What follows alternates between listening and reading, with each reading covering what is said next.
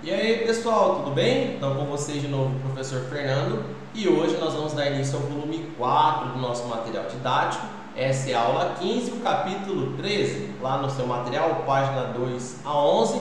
Se você não tiver com o material, lembra, eu sempre deixo anotadinho lá embaixo as páginas, vai anotando no cantinho do caderno e depois você revisa quando tiver o material.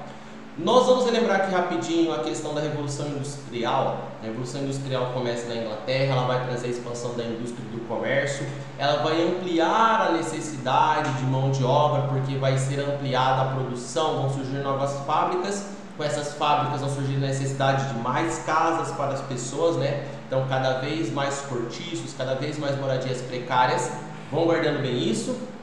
Nesse contexto nós vamos tendo influências do iluminismo no pensamento da época, nos pensamentos dos estudiosos. Nós vamos ter a eclosão da Revolução Francesa, que nós já vimos lá na França, que vai começar a lutar pela liberdade de expressão, pela liberdade religiosa, pela liberdade política. E no meio de tudo isso começam a surgir os questionamentos de todas as classes, porque o mundo está em plena transformação e algumas pessoas estão melhorando de vida, mas outras não. Então nesse momento surgem alguns estudiosos, é desses estudiosos que nós vamos falar hoje, que vão tentar trazer ali explicações para o que está vivendo a sociedade como um todo neste momento.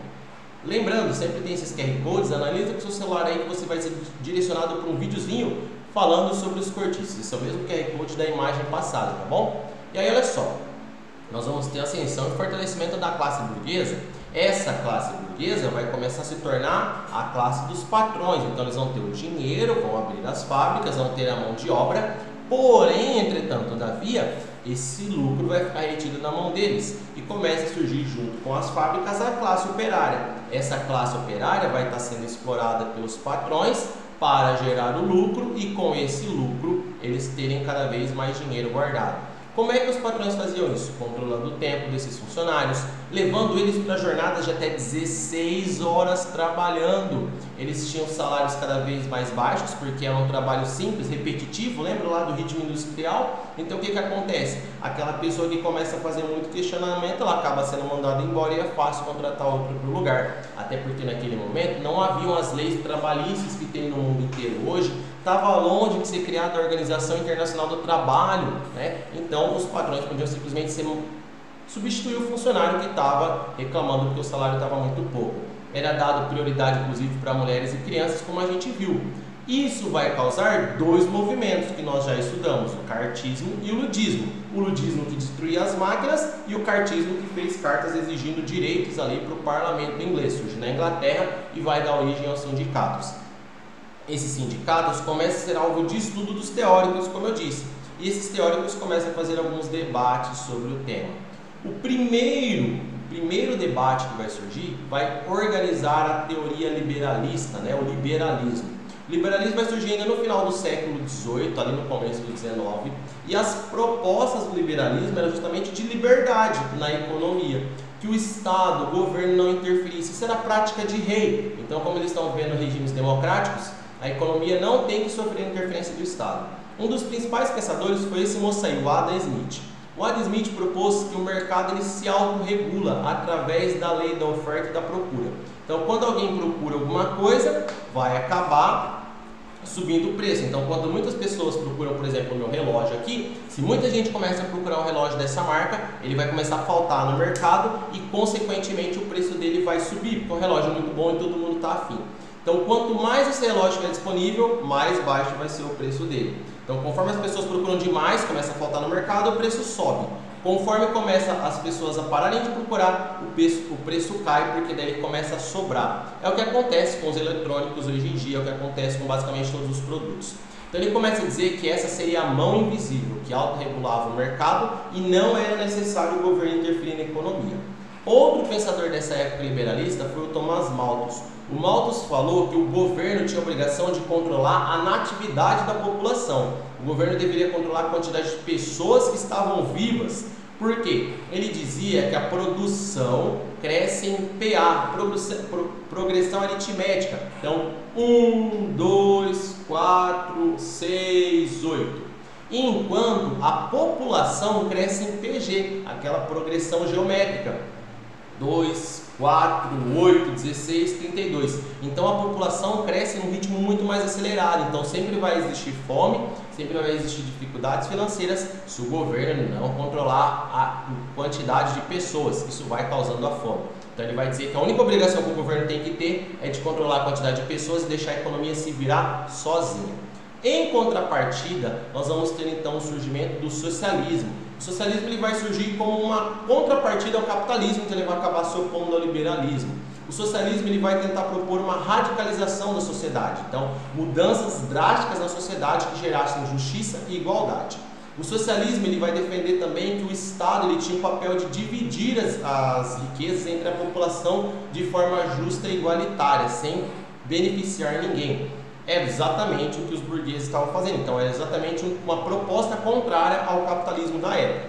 Nesse momento nós vamos ter o surgimento primeiro do socialismo utópico, né? O primeiro a pensar no socialismo foi então Saint-Simon, que defendia que o Estado deveria interferir na economia e dessa forma o Estado, liderado por cientistas, por empresários, deveria se preocupar em causar a igualdade entre as pessoas. Então era a obrigação do governo cuidar das pessoas, dividindo as riquezas entre os seus cidadãos e com isso causando a igualdade. Depois do Saint-Simon veio Charles Fourier.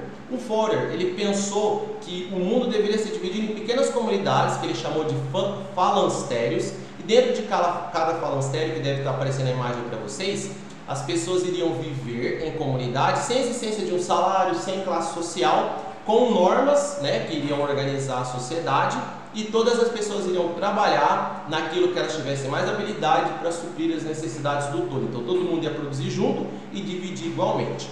Porém, né, ainda temos um terceiro homem no socialismo utópico, que foi o Robert Owen, né? Então o Owen ele era um ex-operário que conseguiu algum dinheiro e abriu sua própria fábrica. E aí na sua fábrica ele colocou os seus ideários socialistas em prática, ele melhorou os salários, ele diminuiu a jornada de trabalho, abriu assistência social para os trabalhadores, ele inclusive construiu algumas escolas para os filhos dos funcionários para poder prepará-los para o mercado de trabalho, para trabalhar na própria empresa no futuro.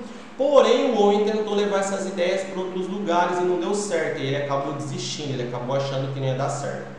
Justamente por não apresentarem mecanismos para fazer essas ideias darem certo, né? O Owen tentou, mas nunca construiu, nunca escreveu assim como fazer, eles são chamados então de socialistas utópicos, né? Uma utopia, algo que era inalcançável. Nesse mesmo momento vão surgir os socialistas científicos, a partir de 1848, com a publicação do Manifesto do Partido Comunista por Karl Marx e Friedrich Engels, né? O Marx e o Engels vão dizer que a história da humanidade é regida pela luta de opressores e oprimidos. Então sempre vai ter uma classe que domina e uma classe que é dominada.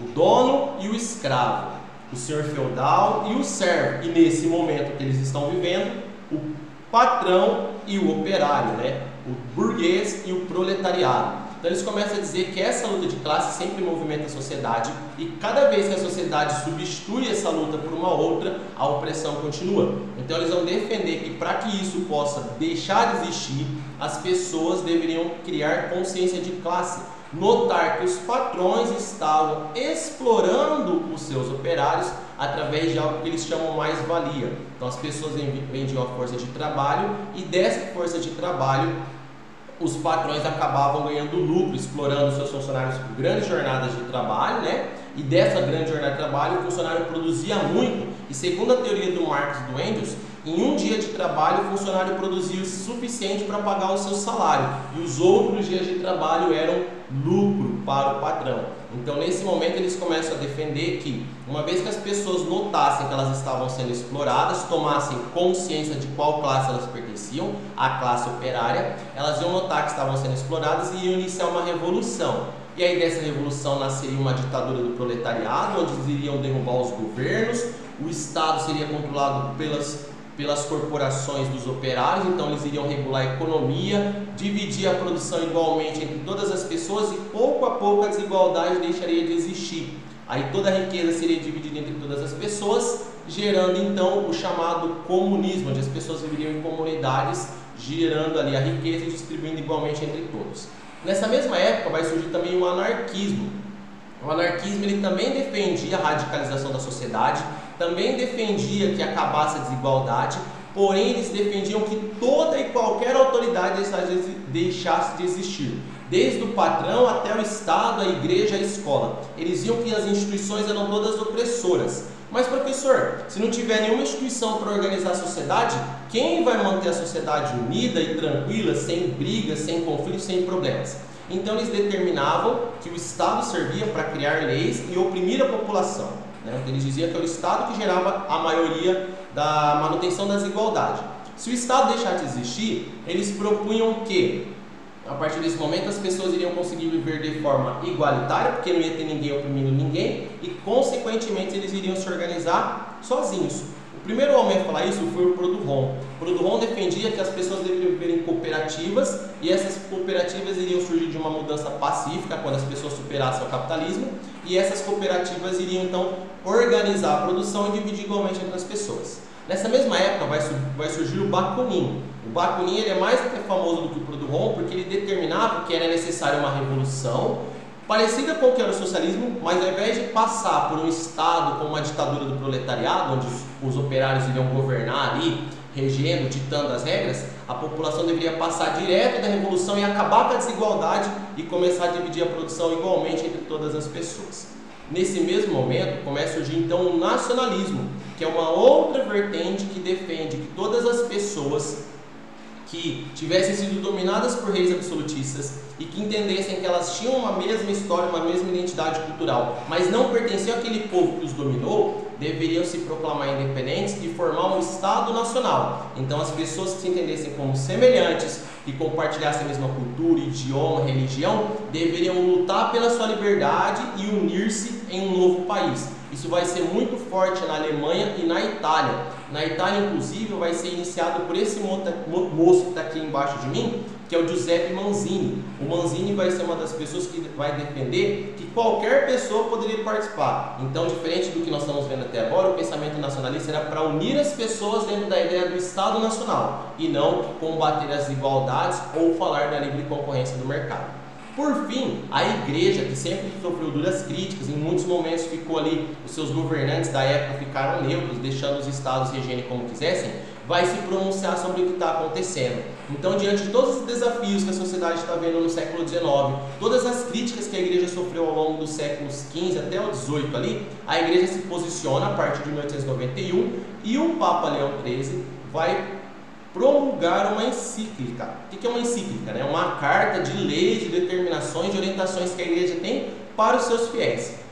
Nessa, o Papa determinou uma nova ordem, onde ele vai defender que alguns ideais deveriam ser realmente olhados com bons olhos, porque era coisa de bom cristão. Era exatamente o que Jesus Cristo determinou, né? O que ele pregou de justiça, de igualdade, de fraternidade, de amor ao próximo. Então o Papa vai defender que as pessoas mereciam mesmo melhores condições de trabalho, salários dignos, jornadas adequadas, até porque muitos não conseguiam ir na missa porque tinham que trabalhar o tempo todo e estavam cansados no domingo, ou às vezes tinham que trabalhar até no domingo, e principalmente a distribuição justa das riquezas. O Papa falava que isso tudo iria acontecer quando os patrões e os operários conseguissem conversar a partir do ideário cristão. Então eles olhassem o que Jesus pregou e começassem a conversar entre si com calma. Dessa forma eles iriam conseguir resolver os seus problemas e chegar ao fim dos impasses sem conflitos de forma cristã e harmoniosa. O Papa determinou ainda também que o Estado, o governo, tinha por obrigação mediar as relações entre o patrão e o operário e principalmente garantir uma vida digna para todos. No resto do vídeo eu vou explicar para você as atividades. E aí pessoal, nossos exercícios agora. Então, o enunciado inicial, com base nos seus estudos sobre ideologias, liberalista, socialista, anarquista e nacional, responda as questões a seguir, vocês vão usar até a questão 4. Cada questão também está no material didático, está entre parênteses para vocês poderem localizar a questão e a página que ela está. Então, a questão 1 do nosso material aqui: quais dessas ideologias tinham como foco principal a radical transformação da sociedade? Queria transformar tudo muito rápido. Questão 2, qual era a relação que pode ser estabelecida entre liberalismo e socialismo, que tem a ver uma coisa com a outra. Questão 3, nacionalistas e anarquistas poderiam concretizar suas propostas em um mesmo território? Sim e não, por quê? Questão 4 é de X, tem que marcar a alternativa correta de acordo com o liberalismo econômico. E a questão 5 é verdadeiro ou falso sobre as propostas da igreja. Fiquem bem e bons estudos!